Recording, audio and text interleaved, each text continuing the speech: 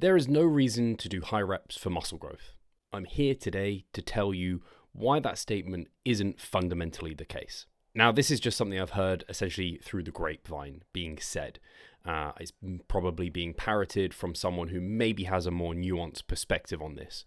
People have mentioned names. I'm not saying I've seen it by one particular person who has exactly those words to say. It's just something that's come to me and people have said to me, hey, why are you doing high reps? They're pointless, or even they're worse for muscle growth.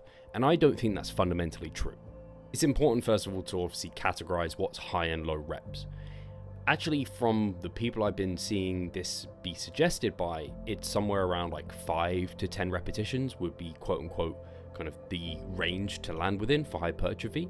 Anything much above 10 seems to be quite high reps. I don't consider above 10 high reps at all for hypertrophy. I consider like 20 plus reps as even maybe 15 plus reps is quite high reps for hypertrophy.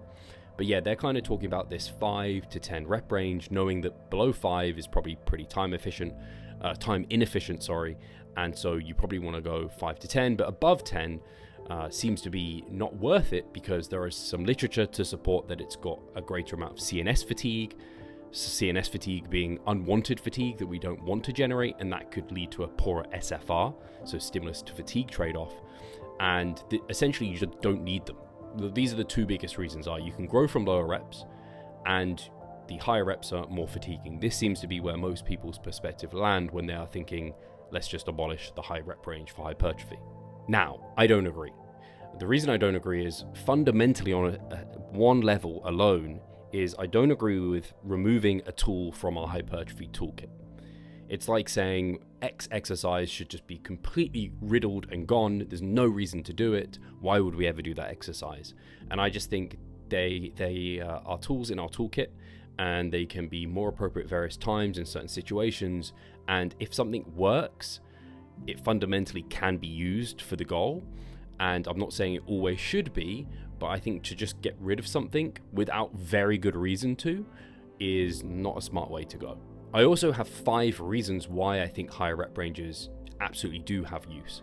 And so I'm going to go over each of these and kind of talk through them. So the first one is, in my experience, as someone who's been lifting for 15 years and has also coached for over 10, some rep ranges are just wholly unproductive or completely impractical for various lifts or muscles. So as an example, trying to do heavy isolation work just tends to be not great. So less than 10 reps for things like bicep curls, delts, calves, leg curls, leg extensions, it just doesn't seem to be very productive. For whatever reason, it tends to be that people feel it very much in the joints, connective tissue, and they also feel not able to be stable in such a lift to really get what they want from the muscle. Whereas those lower rep ranges seem to be very productive for compound lifts, where many muscle groups are involved, and you can actually shift good amounts of load with those lifts without these other issues creeping in. So in my experience, not wholly productive and not always practical to do 10 reps or less. Now, the evidence is not conclusive on this.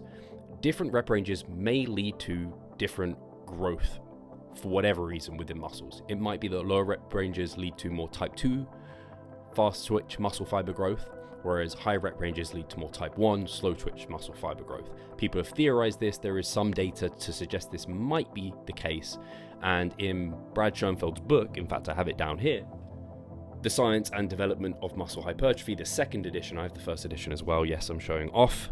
But in that book, essentially Brad states, and he goes over the evidence and essentially says it might be prudent to use a range of rep ranges because there might be different growth mechanisms going on, or different areas of the muscle might be growing in a different way. And so for the most holistic and most muscle growth, it's probably a good idea to combine rep ranges there. So again, different rep ranges may lead to different growth. Therefore, by having a wider spectrum of rep ranges in your program, you may get more overall total growth. Higher rep ranges lead to, in most cases, a better mind-muscle connection. And if you have a better mind-muscle connection, it might allow you to get more from that target muscle from a particular exercise. I've spoken to many coaches about this, and one particular coach that comes to mind is Cliff Wilson. He was on the podcast and he spoke about how he likes high rep ranges, and he actually said that there's some evidence to support this. I haven't looked into it to get that paper and kind of present it to you, But when people use those higher rep ranges, they're able to recruit muscles better. I don't know if that's exactly the words he used, but it was essentially along those lines. Higher rep ranges allow people to just get something from a muscle that they previously didn't, and therefore you might be able to use higher rep ranges within your program to then transfer to have a positive impact on your lower rep range work. I know for me, for example, I'm doing high rep lying leg curls at the moment, and every single rep I can really identify I am keeping joints where I need them to, and I'm moving at joints I need to really recruit the hamstrings. Some people argue the mind-muscle connection just doesn't matter. Research would debate that, in that there has been research like using mind-muscle connection and suggesting that people with better mind-muscle connection who technique cued got better results. And I think it's just a confusion of maybe what people think of the mind-muscle connection. As far as I'm concerned, I want to feel like local muscular fatigue and contractions and stretch within the target muscle, and that's kind of my muscle connection for me. My muscle connection isn't like peak squeezes and really slow eccentrics and all of that sort of thing. And I do agree that there is such a place for just doing the right technique, and if you do the right technique, the intended muscle should be growing. But I think many of us have been there where it's like, I had good technique, but I just didn't really see growth in that muscle until I really found a good mind muscle connection. I had that with my calves. My left calf is actually bigger than my right, and my right, I just didn't have a good mind muscle connection. And one way I knew that was if I sat here and tried to contract it, I just couldn't contract it. Whereas my left, I could immediately contract it. So how am I meant to grow a muscle if I can't recruit it well? And I think if you have a good mind muscle connection, you can build that up with the higher rep ranges, or use higher rep ranges and have a better mind muscle connection. You're recruiting that muscle better. If you recruit it better, it can produce more force, more tension, it can get closer to failure, and it's probably going to grow more. So I do think that being able to use higher rep ranges, allowing for a better mind muscle connection, being able to recruit that muscle better, will have some positive impacts on growth. On the note of mind muscle connection, this comes actually to a question of internal versus external focus. Should we be focusing internally on what the muscle is doing, or externally on what our form is doing? And I think most people tend to agree, that I consider experts, that external focus is probably the prime thing you should be focusing on for a big, heavy compound lift. But internal focus for your higher rep, more isolation-based lifts is a really good move. So I think that's just generally another good additional thought on the mind-muscle connection. Also, and finally, if I am feeling the non-intended muscle during an exercise, that's not good. If I'm trying to train my quads but all I feel is glutes, that's not a good thing. So I think just to completely ignore my muscle connection, what you're feeling is being worked, is a bad move. We all know this, that when you use lower loads, aka higher reps, there is less joint connective tissue fatigue versus lower reps. All things being equal, you have great technique in both scenarios. Higher reps and lower load is just going to have less joint and connective tissue fatigue. And I think smart programs use an undulation and repetitions across the week. There has been data, and again, I'm not going to try and bring this up, but daily undulating periodization was popular as a programming technique because people found if they used a variety of rep ranges across the week, you could kind of stimulate and then kind of recover and then stimulate the muscle a little bit differently. And so having like heavier and lighter days for muscles just seems to be very productive for getting a lot of volume done in a really productive manner. So rather than beating the muscle with the same kind of loading strategy, you can have a bit of undulation through the week, and that can be really, really productive. I generally like to start my weeks a bit heavier for muscles and then finish a bit lighter, because I know at the start of the week I'm fresh after maybe a rest day or a couple of rest days for someone, and then so you're primed to be able to be in a good position to lift and produce a lot of tension. And then at the end of the week, you're a bit beat up, but now you can go in the higher reps, not beat yourself up as much, and maybe pursue a different route to see growth. So I have found that to be so fundamentally part of productive training programs, and the best programs seem to do that. And I think it just fundamentally makes sense that people will navigate to higher rep ranges when they're seeing their joint and connective tissue getting beat up, which just does fundamentally happen, especially like I said, for those lifts like a bicep curl, less than 10 reps. If you're consistently doing a lot of volume like that, I could just imagine how that feels through the elbows and things like this. So that's why I don't think that's always a smart move. Number 5, some people may literally just have a preference for higher rep ranges. And whilst I think a lot of people like to poo-poo on preferences are fundamentally a hugely important thing, because if you have a preference for it, you're more likely to adhere to it, you're going to give better effort towards that thing. And as a coach, if you ignore preferences, you're not a good coach. A good coach will definitely take into consideration someone's preferences, because quite often we have A or we have B. If someone prefers B, but A and B are just as good as one another or pretty close, often B is the right thing to go down because the person just enjoys that.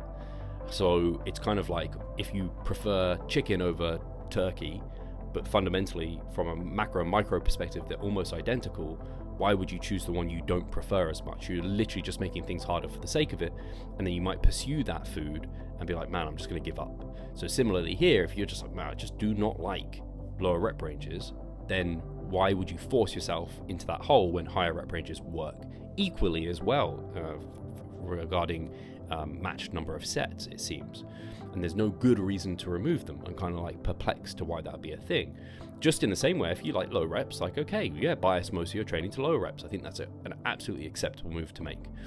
A final point might be that just like muscles may grow differently from high and low reps, certain muscles might respond better to higher or lower reps. That hasn't been elucidated yet. But theoretically, if high rep ranges led to more type 1 growth, slower twitch muscle fiber growth, and vice versa, faster twitch type 2 for the lower rep ranges, if a muscle was predominantly more one than the other, then you could imagine if you train more towards whichever one it's predominant in, you might see it grow better that way. As an example, the hamstrings, they tend to respond really well to kind of heavy loading through like hip hinging. And so they kind of go together very, very nicely. I just said I was doing high rep lying leg curls, right? But I still do heavy hip hinging as well within my program. I think if you removed all like heavy work for the hamstrings, I don't know if everyone would have as best hamstrings as they could. I don't know though, because the hamstrings are predominantly fast twitch in most individuals. So it's things like that. And you'll see it almost with some lifters, often more muscular, like just very well developed guys who clearly lots of fiber type 2, more fast twitch, very explosive individuals, typically like sprinter type of individuals. They respond really well to lower rep ranges, and vice versa, more endurance characteristics for those people with more slow twitch muscle fibers, they might respond better to higher rep ranges. And I would say on average, from the people I've worked with, from my experience, from talking to people, maybe around 15 reps seems to be most people's like holy grail, if there was like a sweet spot, somewhere in around 15. So that's above 10 considerably. It's not 20 plus, but 15 seems to just be that sweet spot. And, I mean, it was the kind of conventional wisdom. I can't remember exactly what the hypertrophy rep range that was espoused was, but that range of maybe like around 10 to 15 seems to just be really effective for a lot of people, where maybe it's hitting upon many of the mechanisms of growth that are occurring and getting a lot of fast twitch and slower twitch muscle fiber growth. I'm not sure, but it's interesting nonetheless. So I come back to my initial point was ultimately I don't like throwing tools out of our toolbox. If they're there, I like to use them when I deem appropriate. Absence of evidence isn't evidence of absence. Just because we haven't definitely found that higher reps lead to this certain type of growth, I don't think it's a reason to just completely remove them. And also, it's interesting on the CNS fatigue that has been found that you can compare that versus the joint and connective tissue fatigue. They're both unwanted fatigue. So why are we suddenly getting rid of the higher rep ranges just because we have that data when we have this data too? And then I come back to personal experience. The higher rep ranges, I don't personally feel like they beat me up a ton and they generate loads more systemic fatigue than the lower rep ranges. Yes, they're uncomfortable, but I do think you can get used to them. And in many ways, I do find that lower rep ranges and higher rep ranges can complement one another, in that if you're finding you're struggling for growth with these higher rep ranges and progression is slow, sometimes going back to the lower rep ranges then allows you to then find that you can see better growth in the higher, and vice versa. So I think in some way they end up complementing one another. So I just don't think it's a good move to just completely get rid of. That's where I'm at. I'd be very interested to hear your guys' perspectives and views. What do you think to what I've said? Do you use a broad range of rep ranges? Obviously, often it's spoken about as 5 to 30 because there has been evidence to suggest that we can grow from 30, maybe even more reps than 30, as long as we get proximal to failure. So it's very interesting. Where is your average rep range? I'd like to know. But guys, hopefully you've enjoyed this, and I'll catch you in the next video. If you have enjoyed it, please just subscribe, leave me a comment, like, all that good stuff. I appreciate you. Take care.